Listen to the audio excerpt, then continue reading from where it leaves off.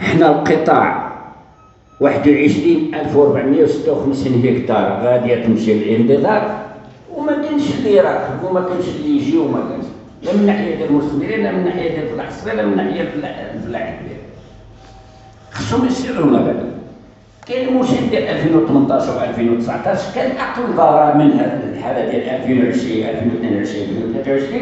الدوله دارت مبادره عطات واحد 800 كيلو ديال لازوت ديال 33 للفلاح.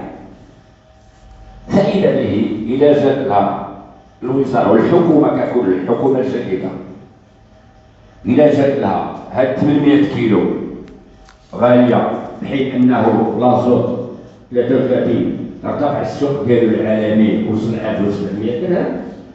محمد الحدادي رئيس جمعية منتجي الحوامض لجهة الشرق. فعلا هذا الجمع العام ما غاديش نقولوا جمع عام استثنائي، ولكن جمع عام عادي يندرج في اطار نهايه الموسم الفلاحي ديال الحوامض ونهايه موسم التصدير. ولهذا ارتأينا أن نعقد هذا الجمع لنتطرق لبداية الموسم 2023-2024 لرفع بعد اللبس على هذا القطاع ورفع بعد المعوقات كتتجلى في نقص المياه.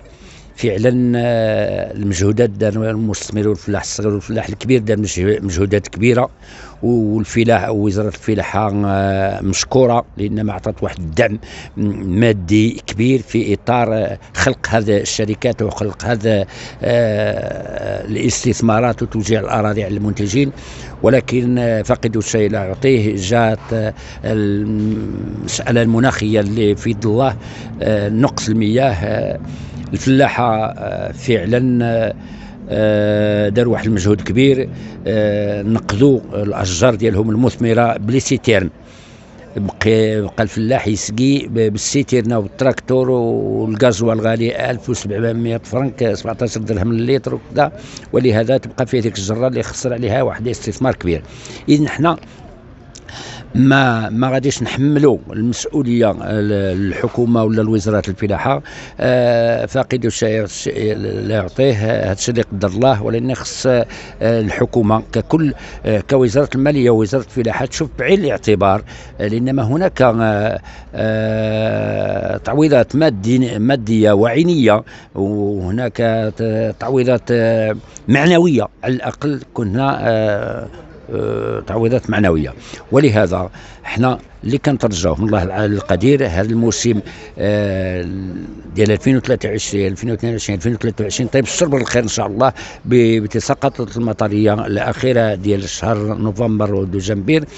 الحمد لله السد راه وصل 65% ديال الملء ديالو، والانطلاقه ان شاء الله غادي تكون انطلاقه جيده. اللي نتمناو من الحكومه هي تعطي واحد الدعم لهذا القطاع وتشوف فين بعين الاعتبار، لانما رافعات الاقتصاد ديال الجهه الشرقيه في القطاع الفلاحي الحوامض اللي كتوفر على واحد تقريبا 22,000 هكتار وواحد 18 محطه ديال التلفيف والتبريد وواحد التشغيل ديال 1,400,000 يوم عمل في السنه في الموسم ما بين على المستوى الضيعات وعلى المستوى ديال المحطات ديال التلفيف. ولهذا احنا كاعضاء ديال كممثلين ديال الجمعيه ديال منتجي الحوامض للجهه الشرقيه ننوه بما تقوم به الوزاره والمجهودات الجباره اللي قامت به وغادي تقوم به فيما يخص طي ملف ديال المخطط المغرب الاخضر، ونندرج ونذهب الى المخطط الجيل الاخضر. ونتمناو ان شاء الله هذه الانطلاقه تكون موسميه حقيقيه ونردوا الاوج للحوامض ديال بركان، وان شاء الله في السنوات المقبله يولي الموسم الحوامض ديال بركان كما المواسم اللي فاتت في العام 1980 في الثمانينات والتسعينات اللي كان تقوم يوم عيد ديال الحوامض في اقليم بركان.